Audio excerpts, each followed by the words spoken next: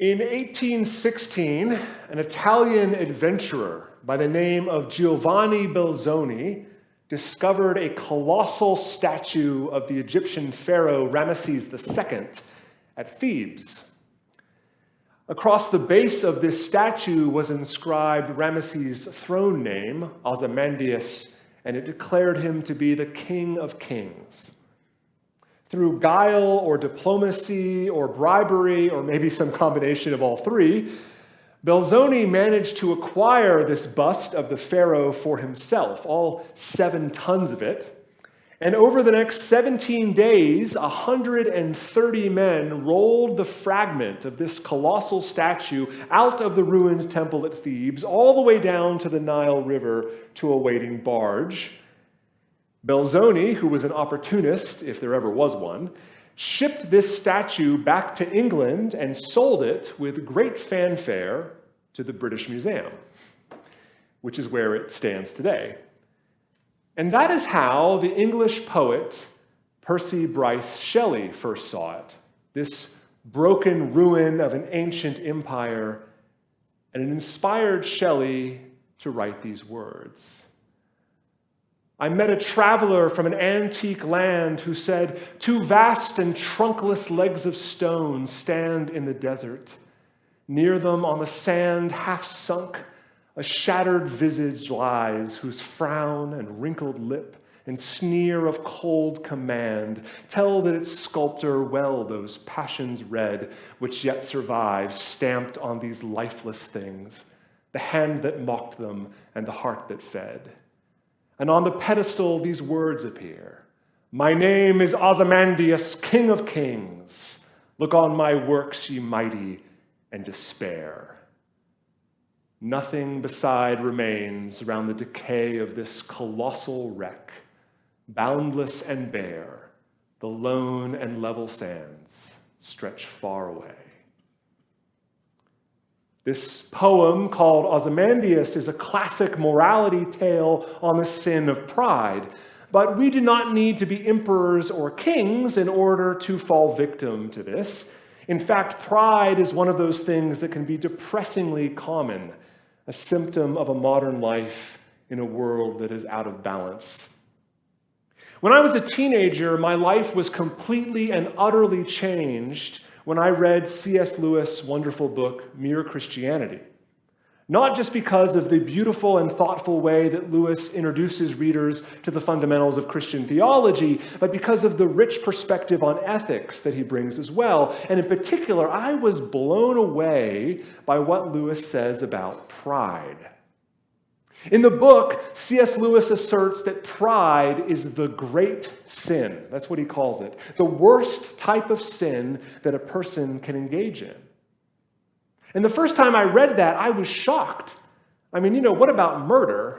Like, what about lust? What about all those sins that we spend all this time obsessing about all of the time? The ones that make it on the front page of tabloid newspapers, the one that get the cable TV news anchors all worked up.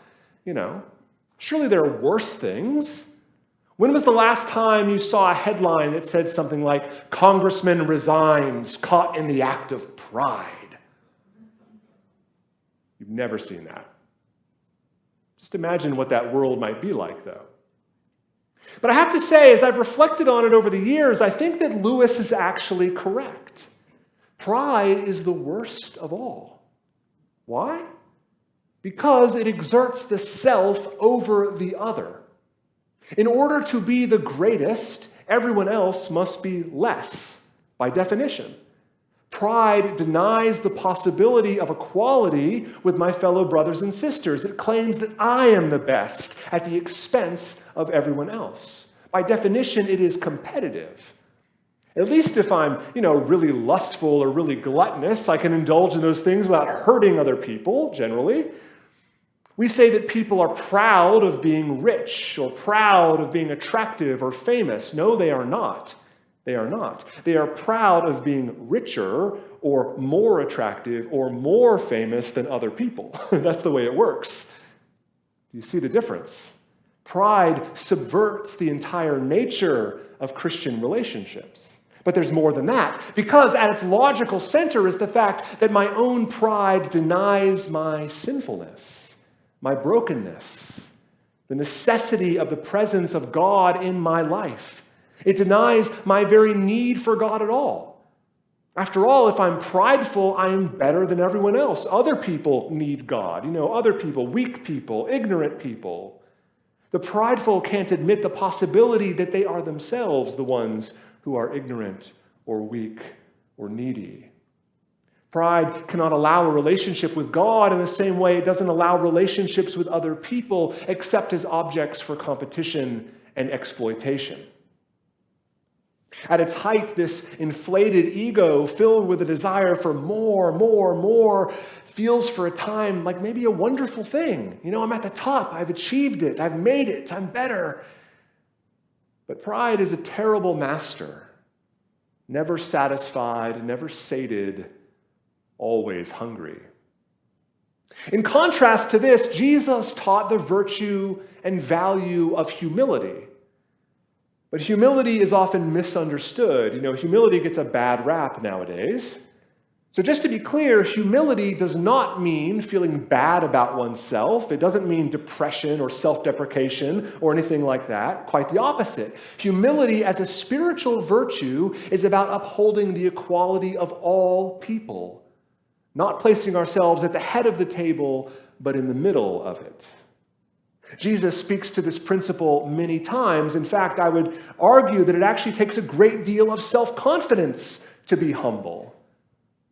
Pride and vanity, you probably know this, often come from neediness, a need for recognition, a need to be affirmed, a need to be seen, a need to be valued, whereas humility comes from quiet self-confidence.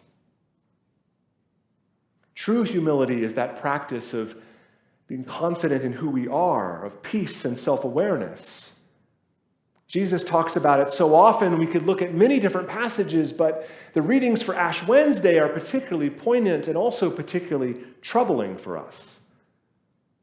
Beware of practicing your piety before others in order to be seen by them, Jesus says, for then you have no reward from your Father in heaven.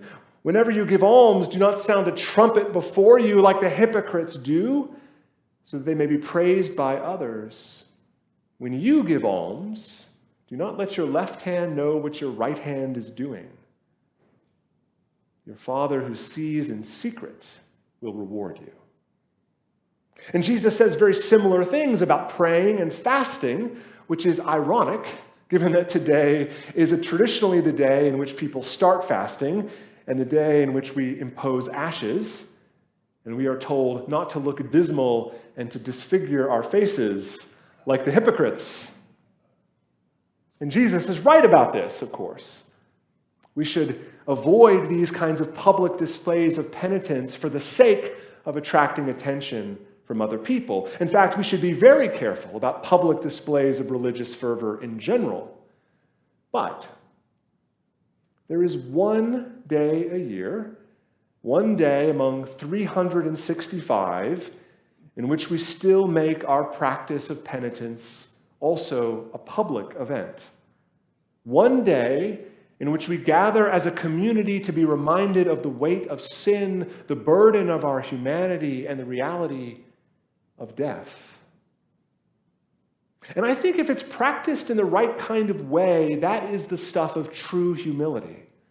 Because our penitence today is collective. It's not just personal. We take these ashes as a group to remind ourselves of our mortality, the brokenness of our human nature, the shortness and uncertainty of our lives. We place these ashes on ourselves to remind us of who we are. As the book of Job put it, we are but of yesterday, and we know nothing. Our days on earth are but a shadow. Ash Wednesday is important because we remind ourselves that pride is the greatest and worst of sins. All of our treasures, those treasures that we are so good at collecting for ourselves, are meaningless in the end. Like those pharaohs of Egypt, we might think that we can take our treasures with us into the afterlife, but this is a fantasy. We cannot do that. All of our accomplishments, all of our work, all of our vanity and consumption, all of it will fade to dust. Remember that you are dust, and to dust you shall return. Because there will be a time when all of our monuments will also crumble to dust. When the march of time will erase all the constructions of our egos, our desires, our wealth, our power, all the memory of the cars we once owned, the houses we built, the jobs we held, the offices we sat in, all of that stuff will fade away. What will last is God. God alone remains. God alone abides. And in the final reckoning, folks, it will not be the color of the cars we drive, the square footage of the homes that we own, the depth of our political influence and power, any of those things. None of it will matter. All that remains of us will be our love of God, our love for the children of God, our concern for the poor and the lonely, and our offering of this brief and beautiful life as a living sacrifice. Our love for God and for each other. That is the monument that will last. That is the monument that will never crumble or fade away. That is the monument kept in the treasure room of heaven.